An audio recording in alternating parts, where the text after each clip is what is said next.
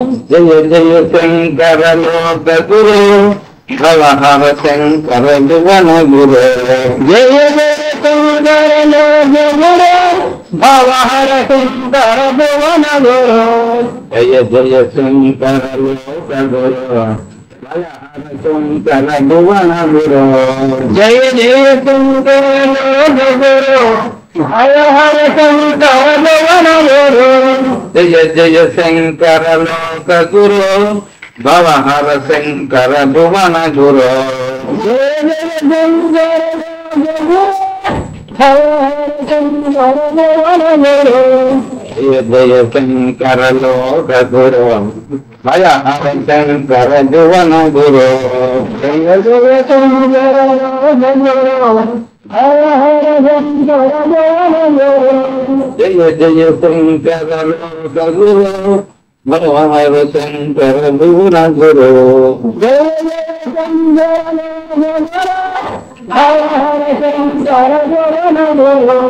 జయ జయ శంకర లోక గురు భవ హర శంకర భువన గురు జయ జయ శంకర లోక గురు భవ హర శంకర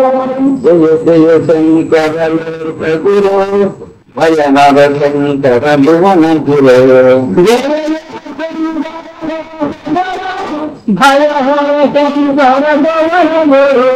జయ జయ శంకర లోక గురు భవ హర శంకర భువన గురు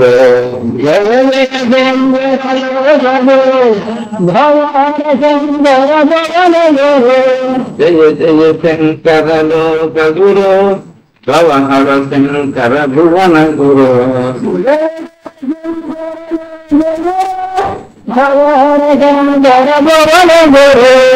జయ జయ శంకర లోక గురు భవ హర శంకర భువన గురు జయ జయ శంకర లోక గురు భవ హర శంకర భువన గురు జయ జయ శంకర లోక గురు భవ హర శంకర భువన గురు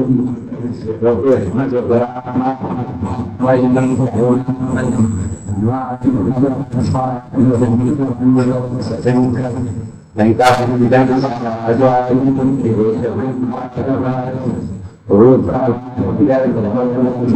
భవ హర శంకర భువన గురు జయ జయ శంకర లోక గురు భవ హర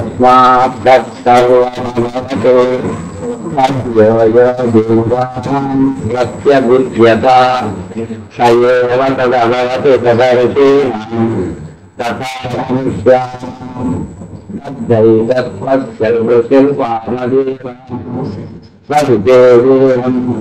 భగవం సూర్యస్థితి ఒకానొక దినం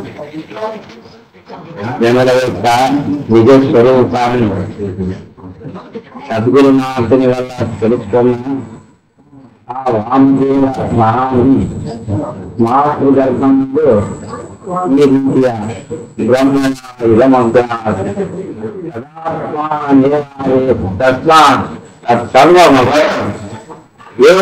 దేవా ప్రత్యేక విషయం. ఈ బ్రహ్మ విద్య ఆ కాలంలో దేవతలకు ఇది పనికి వచ్చింది, ఋషులకు పనికి వచ్చింది. అంతేకాని మనబోటి వారికి మానవులకి ఇది లభించేది కాదు అని కొందరు భావించవచ్చు కదా. కావున ప్రతిమ తల్లి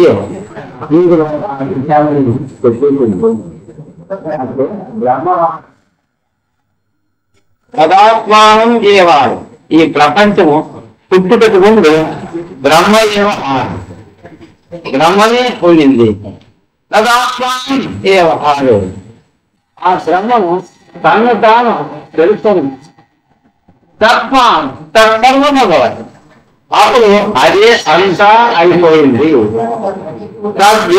దేవా ఇప్పటికి కూడా ఎవరెవరు ఆ రీతిగా తెలుసుకుంటున్నారో వారు కూడా పరబ్రహ్మ స్వరూపులు అవుతా ఉన్నారు.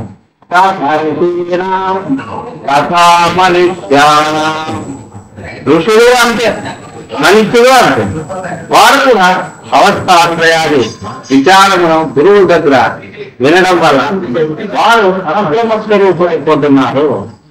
వారు మాత్రమే మునీశ్వరులు అవుతారు, దేవుడు మాత్రమే ఆ రీతిగా ఉంటారు, మానవులకు దీంట్లో అధికారం లేదు అని భావించే వాళ్ళు ఉన్నారు.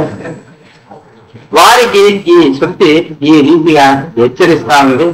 కావున శృతి ఉపండి ఎక్కువగా ఆత్మ విచారాన్ని ఉపనిషత్తుల్లోన చెప్పిండే.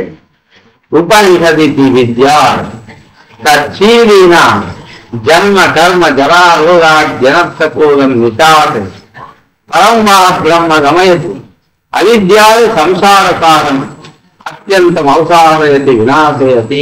ఉపనిషత్తు మనము ఉపనిషత్తు విచారం తెలుపుకుంటా ఉన్నాము. ఉపనిషత్తుల్లో ఆ ఆత్మ విచారం. ఉపనిషది విద్య అంటే బ్రహ్మ విద్య. ఉపనిషత్తు తచ్చీరీరాం జన్మ కర్మ ఎవరైతే బ్రహ్మ విద్యను పెద్దల నుంచి ఆర్జిస్తున్నారో జన్మ కర్మ జరా రోగ జనర్థకూలం, జన్మ జర రోగము అనర్థము ఉన్నటువంటి ఏముందో దాన్ని అంతా నాశనం చేసేస్తుంది ఈ బ్రహ్మ విద్య అని.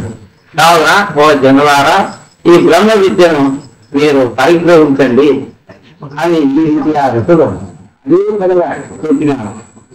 బ్రహ్మవేద బ్రహ్మైవ భవతి. మళ్ళా బ్రహ్మము అంటే లోకాంతరంలో కాలాంతరంలో ఉండే ఒకనొక బాహ్యపూర్ణమైంది ఉంటా ఉంది, అదే అని చాలా మంది భావించవచ్చు. కానీ అట్లా కాదంట. బ్రహ్మవేద బ్రహ్మైవ భవతి. ఇది బ్రహ్మము అని తెలుసుకున్న వాడు బ్రహ్మమే అయిపోతా ఉన్నది. అంత సులభంగా ఉంటాం. అంటే అప్పటికప్పుడే మోక్షాన్ని పొందుతా ఉన్నారు. వాడు లోకాంతరానికి పోవలసిన పని లేదు. అక్కడ ఏ విషయాన్ని గురించి చర్చించవలసిన పని కూడా లేదు. గురువు ఇప్పుడే ఇక్కడే తత్వమసిని బోధించినప్పుడు ఆం బ్రహ్మాస్మి అనే జ్ఞానం అలవడిపోతుంది. అందుకోసమే దీనికి సద్యోముక్తి అని అంటా ఉన్నారు. మరి మనందరి యొక్క స్వరూపము సచ్చిదానంద నిత్య పరిపూర్ణమైన తత్వము. ఆ తత్వాన్ని గ్రహించి మీరందరూ ధన్యులు కావాల్సిందే. శంకరాచార్యుల వారు మధ్య మధ్యలో ఉపదేశ శాస్త్రి ఉన్నది చోట్ల అక్కడక్కడ హెచ్చరిస్తాం. ఇది ఇట్లా అని హెచ్చరిస్తారు.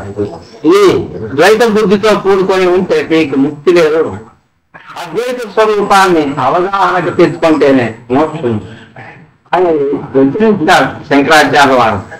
మనమందరము దానికోసమే ప్రయత్నం చేయాలా. దానికోసం ఎక్కడికి పోవాలి మనము తెలుసుకునేకి అంటే మనలోనే భగవంతుడు ఆ దారి చూపించేసాడు. సచ్చిదానంద స్వరూపాన్ని మనలో తెలుసుకోవాలా కదా. అట్లా తెలుసుకునేదానికి ఒక దారి కావాలి కదా.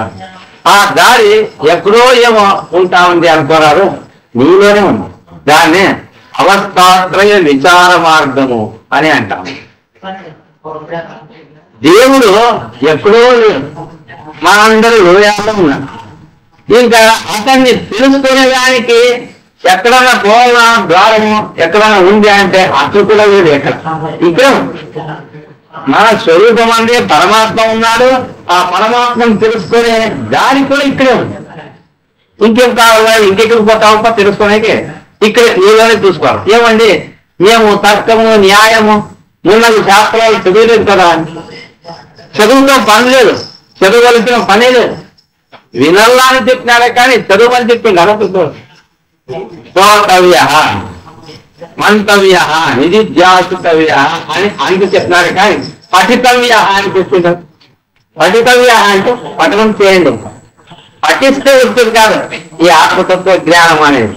శ్రవణం చేయాలా, మననం చేయాలా, నిధిధ్యాసనం చేయాలా. మరి ఆ దారి మనలోనే ఉంది. అందుకే శంకరాచార్యులు ఏమంటారు, ఏమబ్బా బ్రహ్మము మీ స్వరూపంగానే ఉంది. దాన్ని తెలుసుకునేదానికి మీలోనే దారి ఉంది. ఇంత ఉండగా తెలుసుకోవడానికి ఏమైంది? నీకు ఏమైనా కర్తవ్యం ఉందా దీంట్లో? ఏం కర్తవ్యం? కావున మీలోనే 3 అవస్థల వివేచన చేసుకోండి. ముందు లేడని సందేహమన్నాడు. ఈ జాగ్రత్తలో ఉన్నాడు, స్వప్నములో లేదు, సుషుప్తిలో లేదు అని ఇదంతా సందేహించకండి. ఎందెందు వెదకి చూచిన అందందే గలదు దావాగ్రని వింటుంది. వెదకి చూడలేదు మనం ఎక్కడున్నాడు అనేది, వెదకి చూసింటే తెలిసిపోయేది కదా. ఇప్పుడు ముఖ్యంగా ఉపదేశములు అని 2 రకాలుగా ఉంటాయి. ఓం నమో నమః, ఓం నమో భగవతే వాసుదేవాయ, ఇవన్నీ ఉన్నాయి. ఇవన్నీ ఉపదేశాలు.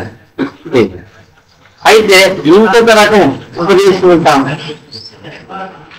దాన్ని తత్వమసి అని చెప్తాము. ఆ పరబ్రహ్మమే నీవు అనే విషయం. అది చాలా గొప్ప ఉపదేశం. ఆ ఉపదేశాన్ని అనుభవాన్ని తెచ్చుకుంటే ఇంకా తెలుసుకోవాల్సింది ఏది మిగలదు. అటువంటి మహాతత్వం మనకు స్వాధీనమవుతుంది అని చెప్పారు. కావున దాన్ని అవస్థాశ్రయ మార్గంలో గ్రహించడానికి మనం ప్రయత్నం చేయాల్సిందే కదా. ఇంకా ఈ ఇప్పుడు కాదు, బ్రహ్మలోకానికి పోయినప్పుడు కూడా అక్కడ బ్రహ్మదేవుడు అవస్థాశ్రయ విచారణ చెప్పేది అని తప్పు చెప్తాను. ఒకనొక సందర్భంలో ప్రజాపతి బ్రహ్మ తన సత్యలోకంలో ఉండి ఎవరైతే పాప రహితుడుగా శుద్ధాత్మస్వరూపుడుగా ఉండే ఆత్మను తెలుసుకుంటున్నాడో అటువంటి వానికి అన్ని కోరికలు తీరుతాయి అని ఈ రీతిగా ప్రకటించేశాడు. ఎవరు? బ్రహ్మదేవుడు. ఈ విషయము ఆ లోకానికి వచ్చినటువంటి వారు ఎవరెవరు ఉన్నారో వారందరికీ తెలిసి వారంతా ఇంకా బ్రహ్మలోకం తప్ప ప్రయాణం చేస్తూ ఉన్నారు. దేవతల తరపున ఇంద్రుడు పోయిన, రాక్షసుల తరపున విరోధులు ఆ విద్యను నేర్చుకోవాలని వారు సత్యలోకానికి పోయినారు. అక్కడ బ్రహ్మదేవుని యొక్క కొలువు ఉంటా ఉంది. అక్కడికి పోయి వెళ్తున్న ఊరికి నిలబడినారు. ఎవరు మాట్లాడించలేదు అక్కడ ఉండేవారు. బ్రహ్మదేవుడు చూస్తూ ఉన్నాడు సింహాసనం పైన ఉండే. రాండయ్య లోపలికి ఏని కొడుతున్నారు, ఎవరు మాట్లాడించలేదు. 3వ రోజు అప్పుడు ఆ ప్రజాపతి బ్రహ్మ యొక్క దృష్టి ఆ ఇద్దరి పైన పడింది. నాయనలాగా ఎందుకు వచ్చినారు అని అడిగారు. స్వామి, మీరు చెప్పినారు కదా ఈ ప్రకటన, పాపరహితమైన శుద్ధమైన ఆత్మను ఎవరు తెలుసుకుంటారో అటువంటి వారికి సర్వకామావాప్తి అని మీరు చెప్పినారు. దాన్ని తెలుసుకోలేక వచ్చినా మేము అని చెప్పారు. అప్పుడు అయ్యా, మీరు అంత తొందరగా మీకు లభించలేదు. మీరు ఇక్కడ బ్రహ్మచర్యంలో ఉన్నారు. ఇక్కడ 32 సంవత్సరాల బ్రహ్మచర్యంలో ఉంది రాకండి, తర్వాత మీకు బోధిస్తాను అని చెప్పి ఇంకా వాళ్ళు అక్కడే ఉండిపోయి బ్రహ్మచర్యంలో ఉండి తర్వాత వచ్చి అడిగిరి, స్వామి బ్రహ్మచర్యంలో ఉంటుంది కదా మాకు బోధించండి అంటే అప్పుడు ఆ ప్రజాపతి బ్రహ్మ చెప్తారంట, నాయన నీ కన్నుల్లో కనిపించే స్వరూపమే ఆత్మ అని తెలుసుకోండి. దాన్ని తెలుసుకుంటే మీకు అన్ని కోరికలు తీరుతాయి అని. మీరేమో తెలుసుకోండి, ఇంకేముంది, ఇంకా ఏదో గొప్పది ఉంది అని మనం అనుకుని ఈయన ఇంటికొచ్చా అని అనుకుని ఇంకా వాళ్ళ దాంట్లో పోతా ఉన్నారు. అప్పుడు విరోధునికి మనస్సు వచ్చింది. కంచిలో కనబడే పురుషుడు దేవుడు అని ఆత్మ అని చెప్తా ఉన్నారు కదా ప్రజాపతి. మరి దాంట్లో కనబడేది మన శరీరమే కదా కనబడేది. కంచి వెతుకుంటే వాడి శరీరం, ఆ శరీరం కనబడతా ఉంటారు అన్నప్పుడు శరీరమే ఆత్మ అని అర్థం చేసుకునేట. మతి ఎంతో గతి ఎంతో అన్నారు కదా, అట్లా శరీరమే ఆత్మ తెలుసుకోండి. రాక్షసుల దగ్గర పోయి వెళ్ళొచ్చాను, ఓ రాక్షసులారా నేను రహస్యం తెచ్చినాను, మీరు ఈ శరీర సుఖాని కోసము ఏమైనా అన్యాయం చేయొచ్చు, అధర్మంలో పడి ఉండొచ్చును, ఎట్లయినా ఉండండి, ఈ శరీరమే దేవుడు, దీన్ని పూజించండి అని చెప్పేసినాడు వాటందరికి. ఇందులో మాత్రం అర్ధ మార్గం జ్ఞాపకాన్ని తెచ్చుకోండి. ఉపదేశం మార్గం బయట ఉండే జనుల యొక్క శరీరము కంటి లోపల ప్రతిఫలిస్తా ఉంది. మరి అది శరీరమే కదా ప్రతిఫలించే దాంట్లో. కావున శరీరము ఆత్మ ఎట్లయితుంది? శరీరము ఆత్మ కాదు. ఏమో దీంత రహస్యం ఉంది అని మళ్ళా ప్రజాపతి దగ్గర కూర్చి వేడుకున్నాం. ఓ స్వామి, నాకు సరి అయిన ఉపదేశాన్ని అనుగ్రహించండి. అప్పుడు అక్కడే బ్రహ్మచర్యంలో ఇంకా 32 ఏళ్ళు బ్రహ్మచర్యంలో ఉండమన్నారు. ఈ రీతిగా 101 సంవత్సరాలు బ్రహ్మచర్యం చేసినాడు అక్కడ ఇంద్రుడు. అప్పుడు ఆయనకి ఏం చెప్పినాడు బ్రహ్మదేవుడు అంటే, నీవే బ్రహ్మము అని చెప్పినాడు. నీవు అవస్థల ద్వారా పరబ్రహ్మ స్వరూపాన్ని ఎట్లా గుర్తించాలా అనేది అక్కడ బోధించలేదు.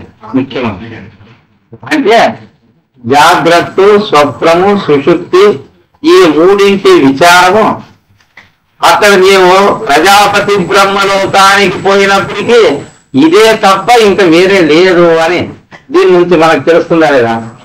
ఇంకా అంతేకాదు, ప్రశ్నోపనిషత్తులో కూడా ఇదే మాటే ఉంటాము. అంతేని సుకేశాది మహర్షులు అక్కడ శిష్యవృత్తిలో పూజినవారు. ఆ పిత్తవాద మహర్షి యొక్క ఆ ఉపదేశము వారు అక్కడ విండ్రి కదా. ఏం విండ్రి అంటే జాగ్రత్త, స్వప్నము, సుఖము వీటికి సంబంధించిందే వినడానే కానీ వేరేది విన్నట్ల లేనేదే. ఇంకా అంతేకాదు కఠోపనిషత్తు అని. ఆ కఠోపనిషత్తులో యమధర్మరాజు నచికేతసునికి బోధించింది అంటే స్వప్నాంతం జాగరితాంతంగా మహాంతం మహాత్మానం మత్వాదీరో నశోచతి అని.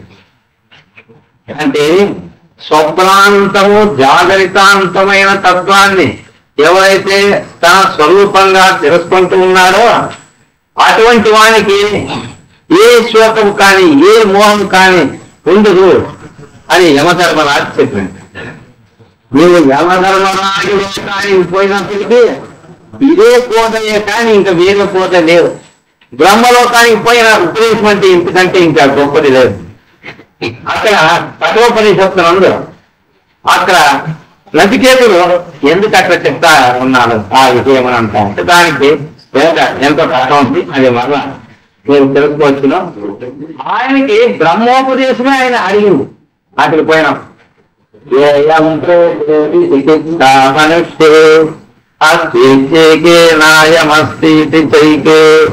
మనిషి చెడిపోయిన తర్వాత ఉంటాడని కొందరు, లేదని కొందరు అంటా ఉన్నారు. ఓ ఆచార్య, దీని విషయము నీకే తెలియాలి కానీ ప్రపంచంలో ఎవరికి తెలియదు. ఇక్కడ రహస్యం ఏమంటే మన గురువు దగ్గరకు పోయినప్పుడు, శ్రోత్రియ బ్రహ్మయుక్త దగ్గరకు పోయినప్పుడు, స్వామి నాకు బ్రహ్మ విద్యను బోధించండి అని ఇంత మాట అడిగారు. స్వామి నీవు చెప్పినట్టు బ్రహ్మ విద్య ఎవరు కొంచెం చెప్పలేదు ఈ ప్రపంచంలో అంటే అప్పుడు గురువు పొంగిపోతుంది. అప్పుడు నాకు లేకపోతే కొంచెం అందుకోసమే ఆ పిల్లవాడు నచికేతుడనే ఆ పిల్లవాడు ఈ రహస్యం తెలిసిన వాడు కావున, ఓ ఆచార్య, యమాచార్య, ఈ విచారము ఈ బ్రహ్మ విద్య నీకు తప్ప ప్రపంచంలో ఎవరికి తెలియదు. అట్లా ఎప్పుడైతే అన్నారో ఇంకా యమధర్మరాజు బ్రహ్మ విద్యను చెప్పాలి ఇప్పుడు అని బ్రహ్మ విద్యను పోతుంది. యమలోకానికి నీవు పోయినప్పటికీ నువ్వు 3 అవస్థల ద్వారానే మోక్షం పొందాలని అక్కడ ఉందే లేదా? ఇంకా బృహదారణ్యోపనిషత్తులో చూడండి, బ్రహ్మాండంగా అవస్థాత్రయ విచారం వచ్చింది. యావద్దేవత మహర్షి అక్కడ ఆ బోధను ఎక్కువగా ప్రచారం చేశారు. పంచశిఖుడు అని ఒకనొక గొప్ప వేదాంతి ఆ కాలంలో ఉంది. అష్టావక్రుడు ఉన్నటువంటి వారు ఎందరో ఆ జనక చక్రవర్తికి గురువు. విరుమా నూరుగురు గురువులు జనకన్ రూపాలు. ఇంకా కొందరు అడుగుతారు, కానీ ఒక మనిషికి ఎంతమంది గురువులు పైసలు అడుగుతారు. గురువులు అంతమంది గురువా? గురువులు ఎందరైనా ఉండవచ్చు. అంటే ఒక్కొక్క సత్యం ఒక్కొక్కరి నుంచి తెలుసుకొని ఉండవచ్చు కదా, అక్కడ తెలుసుకోవచ్చు, మంచిదే కదా. అప్పుడు అతడు కూడా గురువు అవుతాడు. అట్లా నూరారు మంది గురువులు, గురువే అని తెలుసుకోకూడదు. నూరారు మంది గురువులు జనక చక్రవర్తి ఎప్పుడన్నా ముగిసిపోయింది. కళా ఉపదేశం ఆయనకు లభించింది అంటే యాజ్ఞవల్క్య మహర్షి నుంచే. అంతకు ముందే పంచశిఖుడు, అష్టావక్రుడు ఉన్నటువంటి వారంతా బోధించినారు. కానీ యాజ్ఞవల్క్యుడు బోధించిన తర్వాత మరలా ఇంకొక గురువును అతడు వెతుక్కొని పోలేదు. అతడికి పరిపూర్తి అయింది బోధ. కావున గొప్ప గొప్ప చక్రవర్తుల పూర్వానికి దీన్ని ఆదరించినారు. అజాతశత్రువు అని ఒకనొక మహారాజు, ఆయన ఇటు ఎట్లా జనక చక్రవర్తి ఆ రీతిగా అతడు కూడా బ్రహ్మజ్ఞాని, ప్రవాహన దైవది అని ఒక గొప్ప చక్రవర్తి. ఆయన మహా జ్ఞాని అన్నమాట. ఆ కాలంలో గొప్ప గొప్ప రాజన్యులు ఆ రీతిగా. అంతేకాదు ఇంకొక విచారం, భగవద్గీతలో భగవంతుడే వీరికి ఈ జనక చక్రవర్తికి అశ్వపతికి వారిద్దరికి అధికారం ఇచ్చేసినారు.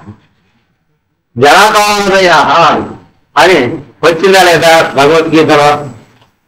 జనకాదు మొదటి కర్మ నైవ ఏషాం సిద్ధ్యం ఆస్థిత జనకాదయ.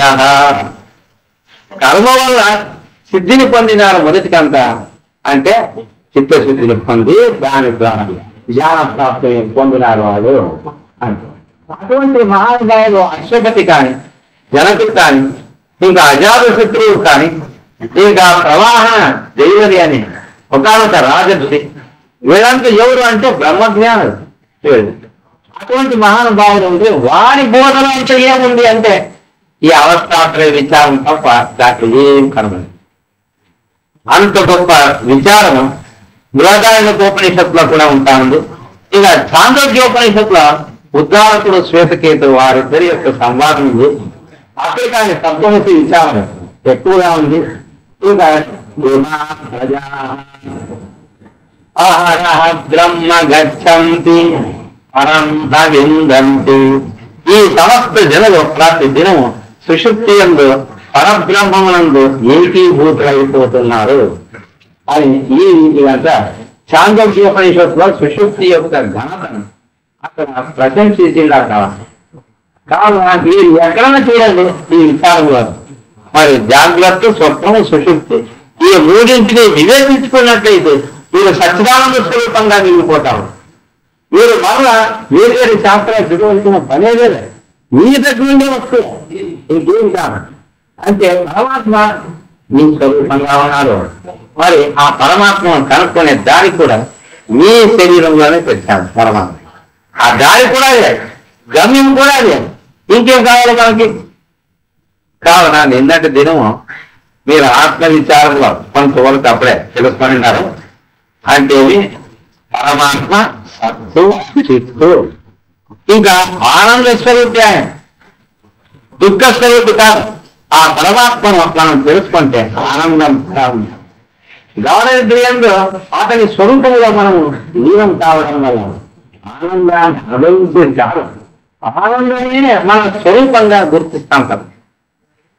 ఆనందమనే మనం పొందుతా ఉన్నాము అని అనుకోవాలని చాలా మంది ఇక్కడే పొరపాటు చేస్తారు.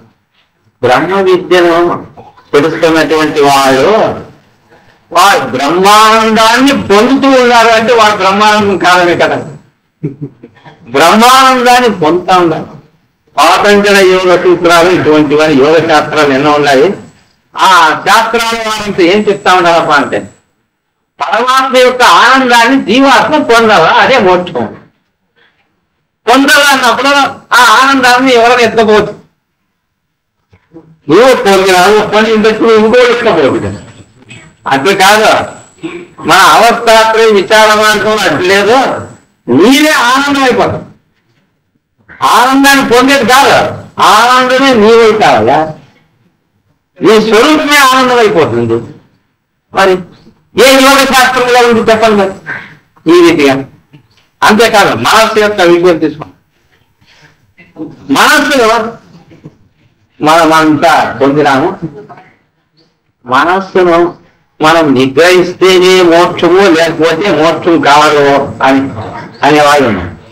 ఏమొక మన చేత అవుతుందా మనో నిగ్రహం, మేము ముసలి వాళ్ళు అయిపోయినాము ఇప్పుడు అయ్యలేదు అని అని పిల్లవాళ్ళు మనోనిగ్రహం చేసి మనోనిగ్రహం చేసుకుంటాం అనుకోండి. పిల్లవాళ్ళు వాళ్ళు ఈ రూపంలో ఇంకా మనోనిగ్రహం ఉండాలి వాళ్ళు ఎప్పటికీ. మనోనిగ్రహం అంటే ఇంకేము, ఇంకా ఇక్కడంతా వ్యవహారం చేసే వాళ్ళంతా ఎవరు, మనసు నిగ్రహించవాలని అంటావు. ఇది ఎట్లా చెట్టు యొక్క కొమ్మనం ఇట్లా లాగింటావు, లాగినంతసేపు తిరిగితే ఉంటుంది, చెయ్యి. అట్లా మీరు యోగాభ్యాసం చేస్తే 1 గంట సేపు చేసిందామంటే అంతసేపటి వరకు మనసు అణిగి ఉంటుంది. ఎప్పుడు వీడు అన్నం పోతాడో చూడాలా అని దాస్తూనే ఉంటుంది మనసు. ఇంకా ఆకలి ఉంటుంది, వీడు పోతాడు. ఇంకా యథాస్థానంలో మళ్ళా అట్లే ఉండిపోయింది మనం. అందుకే మనస్సును నిగ్రహించండి అని, మనస్సును నిగ్రహిస్తే నీకు మోక్షము అని శంకరాచార్య చెప్పలేదు.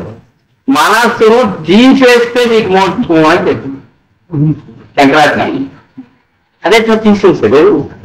ఆపరేషన్ చేయాలి, కాలికి ఏదో కుందులేసింది, ఆపరేషన్ చేయాలంటే దాన్ని తీసేయాలని. అప్పుడు తీసేయాలి కదా, దాంట్లో పురుగులు ఏమైనా పదించాలి, దాన్ని తీసేయాలి, లేకపోతే ప్రాణాపాయం అంటారు. ఆ రీతిగా ఇది కాదు, తీసేయాలి.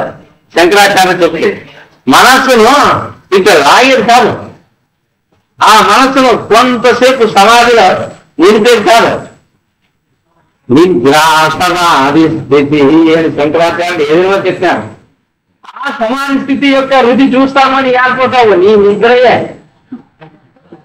ఈ నిద్రకు దానికి ఏం తేడా లేదు, ఎక్కడో కొంచెం తేడా ఉంది. అంత మాత్రాన్ని నీవు యమము నియమము ప్రాణాయామం ప్రత్యాహారం ధ్యానం దానం సమాధి ఇవన్నీ చేస్తాను అంటే ఇంకా సమాధి పొందిస్తాం, నీకు మోక్షం రాదు. మరి ఏం చేయాలి, ఆ మనస్సును తీసిపారేసి అంటారు శంకరాచార్య. దాన్ని వంచి ఉంటే ఏం ప్రయోజనం లేదు, అది మళ్ళా యథాప్రకారంగానే ఉంది. ఉదాహరణ చూడండి, విశ్వామిత్రుడు వశిష్ఠుడు ఎంత గొప్ప యోగిస్తారు అందరూ తెలిసింది. వాడు యమనియమాసన ప్రాణాయామం ప్రత్యాహార ధ్యాన ధారణ సమాధులు ఉన్న వాటన్నింటినీ అనుష్ఠించిన వారు, అనిమాది సింపులు కలిగినటువంటి వారు ఇద్దరు కొట్లాడుతుంటారు. యోగులు పవిత్రులు, జ్ఞానులు కాదు, యోగాభ్యాసం చేస్తున్నారు. పొగులు కొట్లాడుకోండి అలా. మామూలు అనాగరికులు కొట్లాడుకుంటారు, అక్కడ కొట్లాడుకుంటారు. నీవెవరా విశ్వామిత్రులు వశిష్ఠుడు నీవారు అంశఘాతత్వాన్ని. అప్పుడు వశిష్ఠుడు విశ్వామిత్రుని కొంగగా పుట్టుకోవాలి. కొంగ ఇవన్నీ ఏం చేశారు, మానస సరోవరానికి పోయి అక్కడ 20 దివ్య సంవత్సరాలు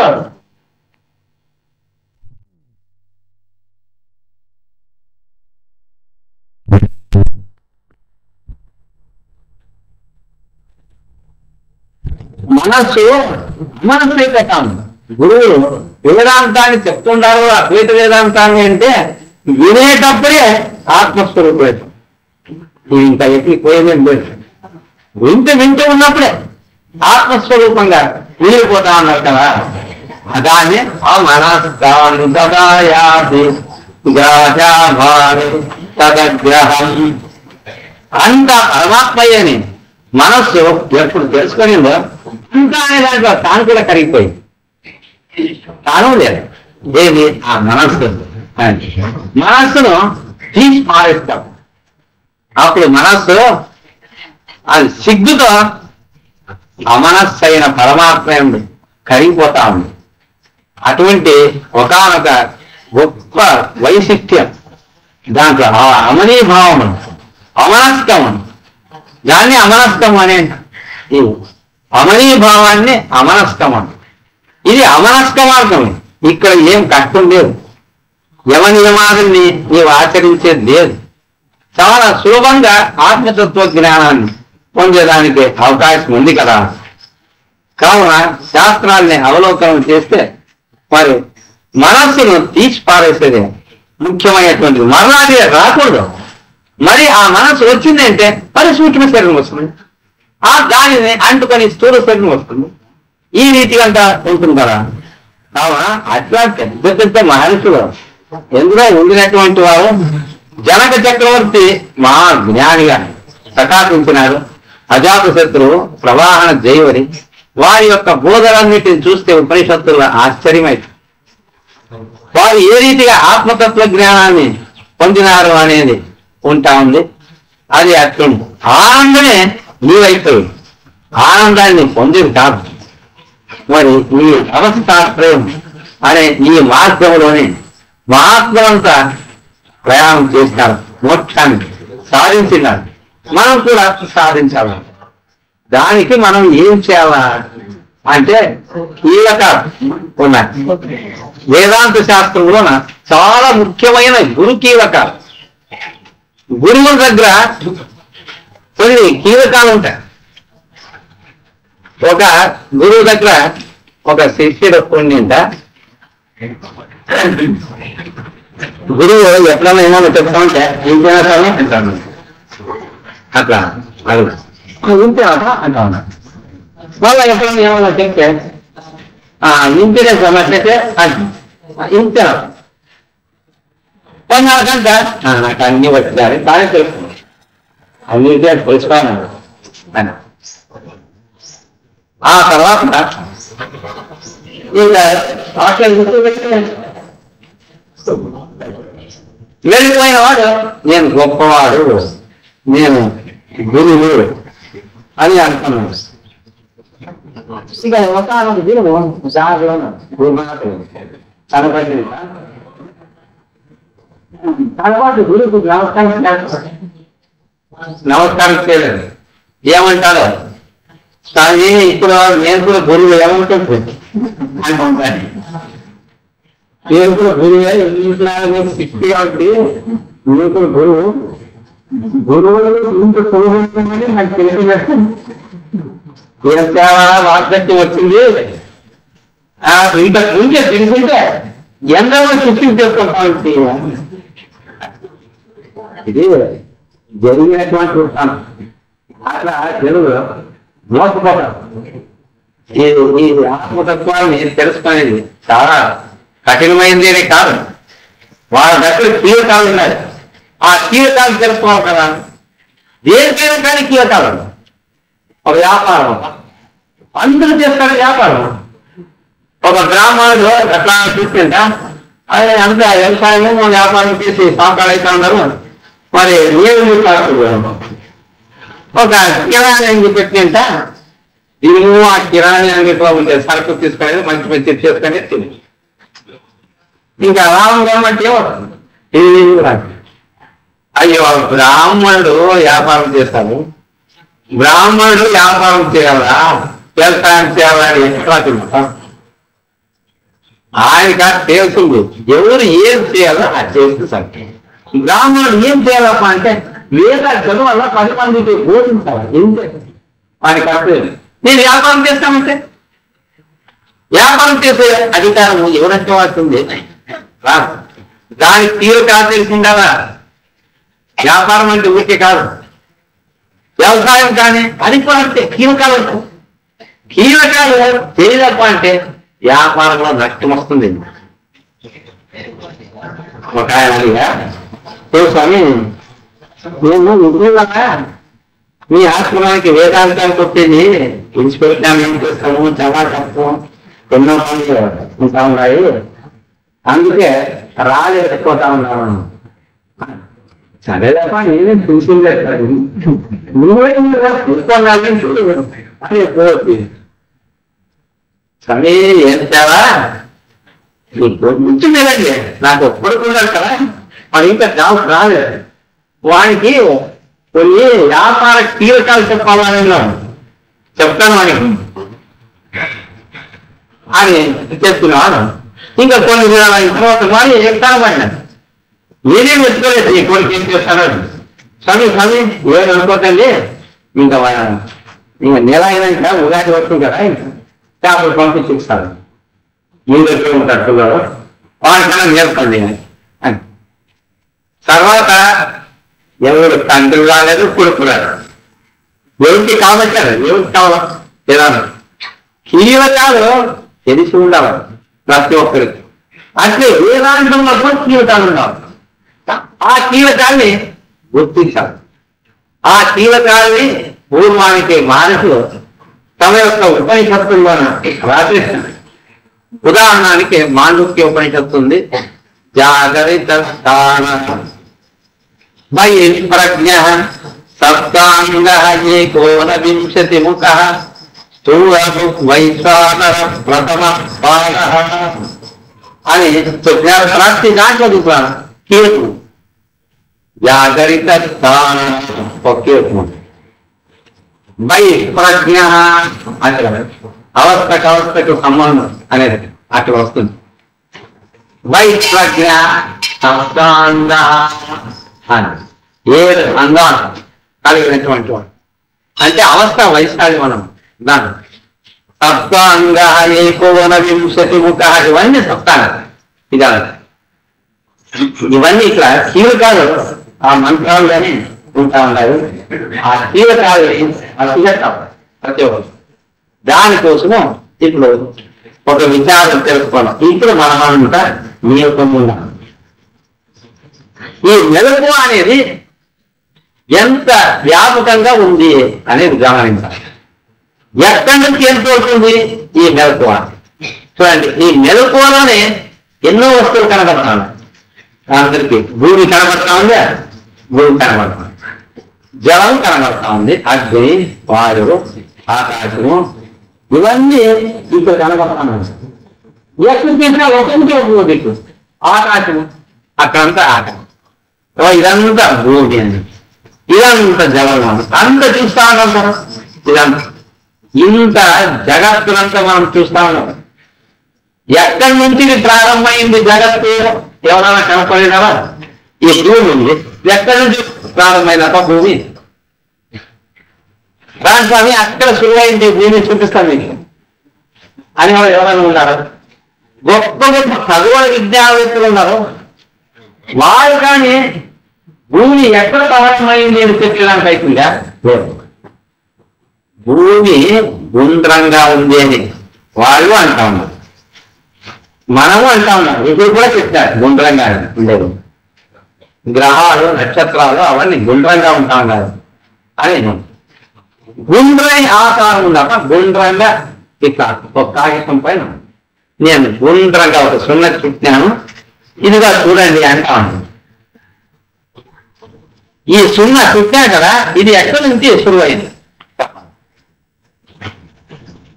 ఎక్కడ సులువా ఈ సున్న ఎక్కడి నుంచైనా కావచ్చు కదా ఇక్కడి నుంచైనా కావచ్చు ఇక్కడి నుంచైనా కావచ్చు ఇక్కడి నుంచి కావచ్చు ఎక్కడా కావచ్చు అయితే కనుక్కొనే ఉందా ఇక్కడి నుంచి ప్రారంభమైంది ఈ భూమి అని కనుక్కోవాలి చూస్తాం కనుక్కోలేదు ఎక్కడ ప్రారంభమైంది ఇక్కడి నుంచి ఇక్కడి నుంచి కనుక్కుంటాం అది ఇంకా సూర్యగోళం అది గుండ్రంగా ఉంటాం ఎక్కడ మొదలైంది తప్ప చెప్పండి సాధ్యం కాదు మరి భూమండలము ఎక్కడ ప్రారంభమైంది అనేది తెలియదు జనం ఇంకా ఇదప్ప అంటే కొన్ని గ్రహాల్లోన ఉన్నది వాటిలో అంతా అక్కడంతా భూమండలం ఉంటాం ఇక్కడే కాదు భూమి ఉండేది ఇక్కడుంటే భూమిని అంతా లెక్కేసుకొని ఒక వచ్చి సార్లు లెక్క అయిపోయాను చంద్రబాబు పోయింది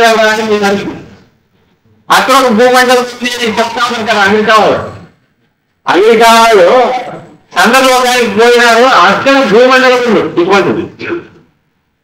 ఇటువంటి భూమండలాన్ని దేవుడు నిలిపినాడు, శూన్యంలో నిలిపినాడు. ఉత్తది శూన్యమే బయలు, ఆ బయలులో నిలబడింది భూమండలం. మరి దానికి ఆసరాగా పెట్టినారు. ఇప్పుడు ఈ భూమండలం ఎక్కడి నుంచి ఎంతవరకు ఉంటా ఉంది అని అంటే ప్రత్యేక వస్తుందా? ఇదే రాదు అన్నప్పుడు ఇతర గ్రహాలు ఉన్నాయి కదా, గురుడు, బృహస్పతి ఉన్నటువంటి వాడు ఉండరు, మరి కుజుడు ఉన్నవాడు. ఆ మండలాల్లోన భూమండలం ఉంది కదా, దాన్ని కొట్టు కట్టేవాళ్ళు ఎవరేది? ఇదేమో కొన్ని నెలలు ఏదో చేసి ఇంటుంది ఊహించారు, ఆ రీతిగా చేసుకోవాలి. ఇంకా వేరే గ్రహ మండలాల్లోన భూమండలం ఉంది కదా, దాన్ని లెక్కేసుకోవాలా? దాన్ని ఎట్లా? కావున ఇంత ఈ రాశి, ఈ జాగ్రత్తలోన మనం మెలకువలని ఇంత జగత్ కనబడతాం. మొట్టమొదట మనం అదే గమనించారు, నా మెలకువలో ఈ జగత్. అట్లా ఈ వరుసలో రావడం అట్లే చేసుకోండి. నీ మెలకువలోన భూమి, జలము, అగ్ని, వాయువు, ఆకాశం ఇవన్నీ చూస్తా ఉంటాయి. ఏమండి మరి అట్లే నా మెలకువలో నేను లెక్కిస్తా, మీరు అట్లే లెక్కిసుకోండి. కావచ్చు నా మెలకువలో అని అన్నప్పుడు నా శరీరాలు, శరీరాలు అన్ని వస్తాయి, వస్తాయి. కావున ఇంత విస్తృతంగా ఉంది కదా ఈ జాగ్రత్త. ఇది ఎక్కడి నుంచి ఎంతవరకు ఉంది? కమ్మనో బుద్ధి లేవద అహంకార అన్నే భిన్న ప్రకృతి. ఇంకా ఏం చెప్తాను కృష్ణ భగవాను భగవద్గీతగా అడిగింటే, ఆయన ఇది విను, నా 8 ప్రకృతులు ఏమిటని నేను చెప్తా ఉన్నాను.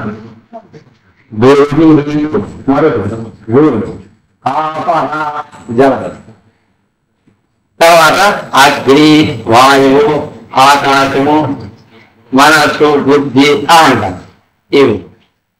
ఇవన్నీ అష్టతత్వాలు అని అంటాను. భూమి, రాపో, నలోవాయు 8 ఉన్నాయి. ఈ 8 తత్వాలే మాకు ఇప్పుడు కనబడతా ఉండేది. ఇంకా వేరే ఏం లేదు.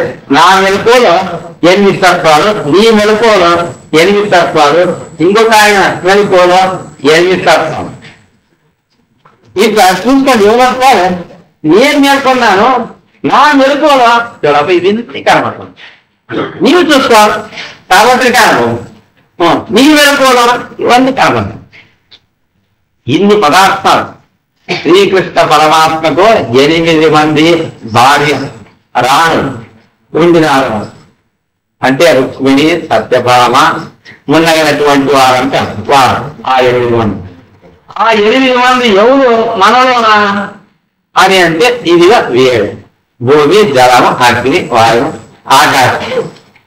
ఇది ఎక్కడి నుంచి ఎంత అవుతుందప్ప ఈ మెరుపు అనేది అని అంటే, భూమి మొదలు అహంకారం అంతవరకు వ్యాపించి ఉంటాను. భూమి, జలము, అగ్ని, వాయువు, ఆకాశము, మనస్సు, బుద్ధి, అహంకారం. అక్కడికి అయిపోతుంది. అహంకారము అవతల విశ్వం లేదు. మరి ఏముంది స్వామి అని మీరు నాకు అడగొచ్చును. ఇంకొకటి నేను మీరు పోయి చూసుకో. అట్లా నేను చెప్పలేదు. ఏం చెప్తా ఉన్నానప్ప అంటే, అంతగా పరమాత్మ ఉన్నాడు. ఆ పరమాత్మలోన ఒక మూలంలోన ఈ జగత్ కనపడ్డాడు. ఒక మూలం. పాదోస్య విశ్వభూతాని త్రిపాదస్యామృతం దివి త్రిపాదూర్ధ్వహృదయపుంజ ఉంటుంది. అంటే అభిప్రాయమే, ఆ పరమాత్మ ఎక్కడ చూశాడు, వ్యాపించేశాడు. ఆయన ఎట్లా పాదోస్య 4 పాదాలలో 3 పాదాలు ఆయనే, ఇంకా ఒక్క పాదము అది ఎక్కడో ఒక మూలలోన, ఇంత పెద్ద మహాకాశంలోన ఎక్కడో ఒక మూలలోన ఒక చిన్న మేఘం ఉంటుంది. ఆ మేఘం రాను పెద్దదై అది వాడుతుంది. అక్కడ చూస్తా ఉన్నాం లేదు ఎక్కడ అట్లా ఈ జగత్తంతా ఉంది కదా, భూమి మొదలుకొని అహంకారంతో ఇదంతా ఇది చైతన్యమైన స్వరూపంలోన ఒక మూల, శుద్ధ చైతన్యం ఒక మూలు అంతే. అట్లా నీ చైతన్య స్వరూపంలో నేను మేలుకొని ఉన్నాను అని అంటున్నా చూడు. నేను మేలుకొని ఉన్నాను, నా మెరుపులో ఈ 8 తత్వాలు చూస్తాను. అక్కడి నుంచి భూమి నుంచి అహంకారం దాకా ఉంది.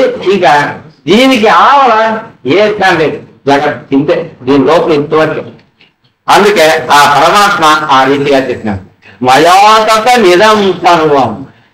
ఇదంతా నాచే వ్యాప్తమైపోయింది. ఎక్కడ చూసినా నేనే ఉన్నాను. నాలోన ఒక మూలలో ఇక్కడ కనపడుతుంది. ఆ మూలలో ఉంటే ఒక చిన్న ముక్క, దాంట్లో ఇంత జగత్ చూస్తా ఉంది. ఆ జగత్తులో మనమంతా ఎంత నేను నేను నేను అని విడిచిపడే మనమంతా ఒక ఆలోచించేందుకు కూడా లేదు. కావున ఎందుకు అహంకారం పడవా? నాకు 100 ఎకరాల భూమి, 90 ఎకరాల భూమి ఉంటా ఉంది, ఎవరు చేయండి. నేను ఎంబీబీఎస్ వెళ్ళాను అని అంటావు, నేను ఎంపీ అయినాను అని, నేను సగాయ అని ఇట్లంతా నువ్వు అనుకుంటావు. వేదాంతుల దృష్టిలో ఆలోచించారు, లెక్కించుతారు ఇప్పుడు. కావున మనం ఆ పరమాత్మ యొక్క సృష్టిలో ఒక ఆలోచించంత లేదు. ఎందుకు విడిచిపోవాలా? ఇది సరైన పద్ధతి కాదు. చూసుకున్నారు ఇంతవరకు ఈ 8 తత్వాలు ఏమప్ప? ప్రాణము, అపానము, వ్యానము, ఉదాహరణ ఏది చెప్తే తింటారు. మునిసిపోయింది అంటారు, లెక్కకి చెప్పి అని మీరు అడగదు. ఈ 8 తత్వాల ఉంది. వాయువు అని లేదు, భూమి, జలము, అగ్ని, వాయువు అని. ఆ వాయువు అని ఆ తత్వంలోనే ప్రాణము, అపానం, వ్యానము, ఉదాహరణము, సమానం, నాగము, పూర్వము, కృతము, ధనదేవము, ఆరాను, సమానము, అనుమానము, పరాము, ఉగ్రహము, ఇంకా చెప్పమని చెప్తాను. నాకు ఎన్నో పొయ్యం వారి వాయువులు ఉండేవాడు. ఇది చెప్తారు మీరు. ఇంకా 4 మంత్రాలు ఉండేది ప్రతి దాంట్లో. ఇంకా ఎన్నో ఉన్నాయి వాయువులు. మరి ఆ వాయువులని వాయువు అని ఆ తత్వంలో అన్ని అంటారు కదా. ఏం సార్ మహిళ ఎక్కడుంది ఏమి తీసినావా అది చెప్పుకోండి. ఇవన్నీ కష్టాలు నీకు కనబడతాయి కదా అందరికి. నా మెలకువలో ఇది కనబడతాము, మేమేం మెలకువ కనబడతాం. మరి నా ఇల్లు ఎక్కడ పోయాలి కనబడలేదు నా ఇల్లు ఎందుకు కనబడు లేదవా? భూమి పైన కదా కట్టిగా భూమిగా కట్టిపెట్టాడు. నువ్వు కదా అగ్నిగా కట్టినావా? నీళ్ళు లేదు. మరి భూమి కావున భూమిలో ఉంది నీళ్ళు అంటే అర్పించుకుంటుంది. ఇంకా అంతేకాదు ఇంద్రియాలు ఎక్కడున్నాయప్పా? ఇంద్రియాలు పెట్టాలి. ఆ ఇంద్రియాలు ఎక్కడున్నాయి? జ్ఞానేంద్రియాలు ఎక్కడున్నాయి? కర్మేంద్రియాలు ఎక్కడున్నాయి? అవి చెప్పాలి కదా. మరి జ్ఞానేంద్రియాలు దీంట్లోనే ఉన్నాయి. మనస్సు ఒక్కదాన్ని చెప్తే జ్ఞానేంద్రియాలు, కర్మేంద్రియాలు, అంతఃకరణము ఇవన్నీ అన్నీ తయారు చేయాలి. మరి దాంట్లో ఉన్నాయి కదా. ఏ 19 ముఖములు, 7 అంగములు, అవన్నీ ఇవ్వరు. ఈ వస్తువుల కానీ ఉంటారు వీరే కాస్తున్నారు. కావున ఇంత వ్యాపకంగా ఉంది. ఇంకా అంతేకాదు ఇది ఒక విధానం. ఈ జాగ్రత్త ఉంది కదా, ఈ జాగ్రత్తలో తోచే మొత్తం దృశ్యరాశిని మనం పసిగట్టే క్రమం ఇప్పుడు చెప్పినది. ఎక్కడి నుంచి ఎంత వరకు ఉంది జాగ్రత్త. ఇప్పుడు ఇంకా తెలుగు ఆది భౌతిక జగత్, ఆధ్యాత్మిక జగత్, ఆది దైవిక జగత్. జగత్తేమో ఉండేది. ఆధ్యాత్మిక, ఆది భౌతిక, ఆది దైవిక. దీన్ని ఎందుకు చెప్తామనంటే ఈ రూపంలో కూడా చెప్తాం. దీన్ని ఇది కూడా తెలుసుకొని ఉన్నాము అని. ఆది భౌతిక ఆధ్యాత్మిక రూపంలో ఉంది కదా. ఆది భౌతికం తీసుకొని ఆది భౌతికము అని అన్నప్పుడు పంచభూతాలు పంచభూతాలు, ఆ పంచభూతాల తయారైనటువంటి కుండ ఇవన్నీ ఉన్నాయి కదా, అవన్నీ దాంట్లో అదంతా ఆ గుంపులోనే ఉంటాను. ఇక ఆది దైవికము అని నవగ్రహాలు, నక్షత్రాలు, 33 కోట్ల దేవతలు, ఆయా దేవతలు ఉండే స్థలాలు, శింసుమాల చక్రము, చక్రవాళ పర్వతము అని శృతయోగీంద్రులు చెప్పినాక మహామీరుడు, అవన్నీ దేవతలతో అవి అవిధి మండలము. ఇవన్నీ ఏవి పురాణాల్లోన అక్కడంతా వేదవ్యాసుల వారు, శివుడు వారు ఇవన్నీ చెప్పారు. 33 కోట్ల దేవతలు కంటే జాగ్రత్త చూపించినారు. ఎక్కడ అవిధి మండలంలో చూపించినారు, చక్రవాళ పర్వతంలో చూపించినారు, మహామేరులో చూపించినారు, శింసుమాల చక్రము నిండా బాయ ఎవరు దేవతలు, గంధర్వులు, కింపుడు వాళ్ళంతా ఉండవు. వాళ్ళకి మేము కనపడలేదు, మాకు వాసన అంత దూరంగా మనం ఉండవు. ఆ రీతి కాకుండా అదింత ఆది దైవిక జగత్తు అని ఇంకోటి ఆధ్యాత్మిక జగత్ అని. నా శరీరం లోపల ఉండే ఇంద్రియాలు ఎవరే కాంతులు లేదు, లెక్కేసినప్పుడు శరీరం నుంచి లెక్కేస్తాం. శరీరం విడిచిపెట్టి వేరు కంటూ పెట్టిపోతాం. జ్ఞానేంద్రియాలు, కర్మేంద్రియాలు, మనస్సు, బుద్ధి, చిత్తము, అహంకారము, ప్రాణము, అపానము, వ్యానము ఇవన్నీ ఉన్నాయి కదా మన శరీరంలో. ఇదంతా ఆధ్యాత్మిక జగత్తు లోపల, మన శరీరం లోపల. అప్పుడు శరీరాన్ని కూడా విడిచిపెట్టాలి. మనం శరీరాన్ని కూడా లెక్కేసుకోవాలి. శరీరం లేకుండా మన ఇంద్రియాలకంతా ఆశ్రయం ఎక్కడుంది? వాళ్ళు ఇంద్రియాలని తమ పనులు చేయాలంటే మరి గుమాస్తాలంతా ఎక్కడ కూర్చొని కుర్చీ లేకపోతే ఆ రీతియాలు ఈ జ్ఞానేంద్రియాలు ఉన్నాయి కదా, ఈ జ్ఞానేంద్రియాలు, కర్మేంద్రియాలు, అంతకన్నా చూపిస్తాయి. ఇవన్నీ ఉన్నాయి. వీటికి ఒక ఆశ్రయం కావాలి. ఆ ఆశ్రయమే నీ శరీరము. అది ఈ విచారం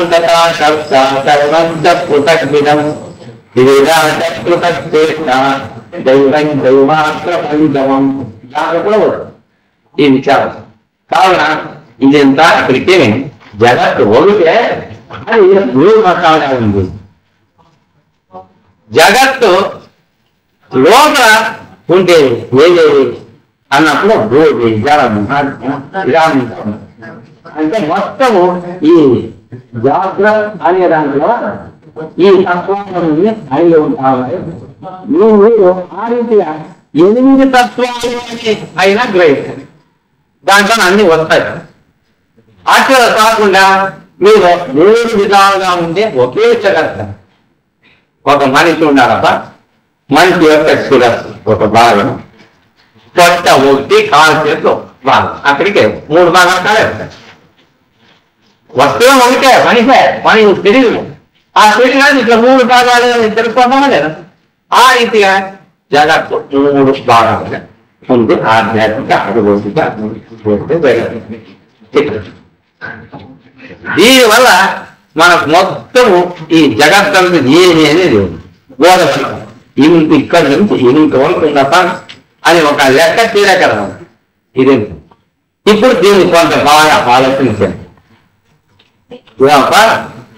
ఇంత పెద్ద జగత్తు కదా, ఈ జగత్తున మనము ఉంటా ఉన్నాము చాలా ఏళ్ళుగా, దీంట్లోనే ఉంటా ఉన్నట్టు ఉంది కదా. అంటే దానికి వేదాంతులు ఏమంటారు? మీరు ప్రపంచంలో కదా, ప్రపంచమే మీద ఉంది అని అంటారు. మీలోన ప్రపంచమే ఉంటా ఉండేది, ప్రపంచంలో నీవు లేదు. ప్రపంచము ఏముంది? ఎప్పుడు మాట్లాడతాం మీరు?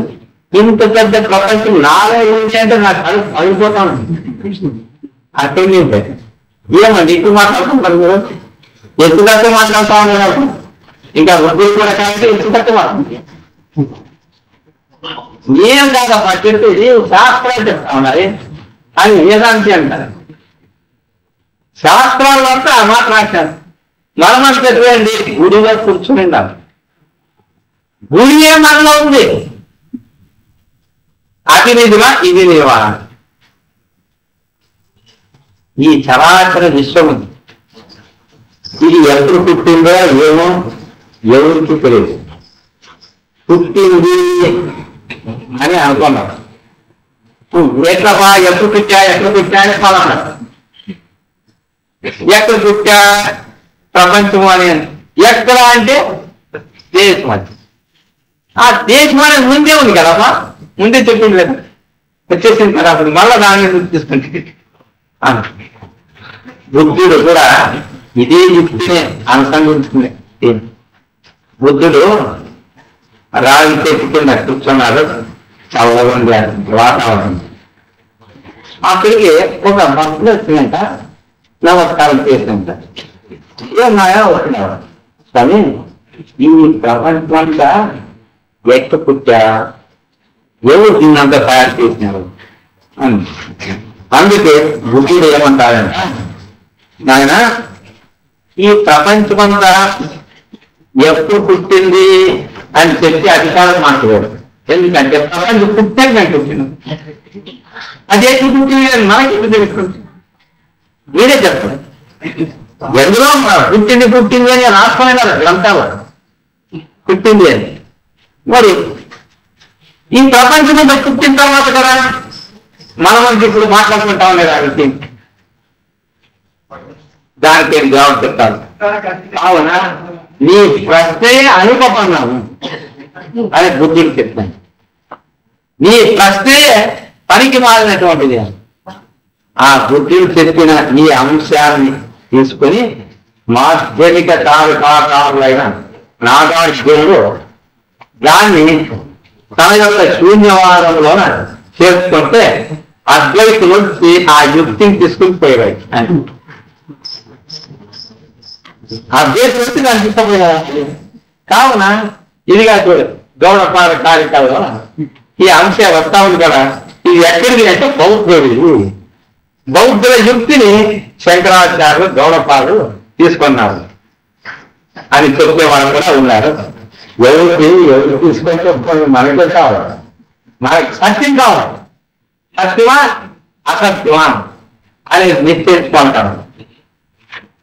ఇంత చరాచర విషయం ఉంటా ఉంది. దీన్నంతా మనం అంత విషయీకరిస్తా ఉన్నాం. విషయీకరించేదంటే మన పెళ్లికి దీన్ని విషయంగా చేసుకొని చూసి ఆ సామర్థ్యం మనకందరికి కూడా భగవంతుడు ఇచ్చినారు. ఆ శక్తి చేతనే మనం ఈ వేదాంత విచారాన్ని చేసేది, వినేది, ఆనందం జరుగుతాం. అది అర్థమైంది. ఇప్పుడు ఇంకొక విచారం చూస్తాను. నేను ఈ జగత్తునంతా చూస్తా ఉన్నాను అన్నప్పుడు నేను మొదటిగా, జగత్ మొదటిగా, నేనే కదా మొదటి, తర్వాత జగత్తు అరే. ఈ చరాచర విశ్వము అని అన్నప్పుడు ఇది విశ్వము అని ఎవరు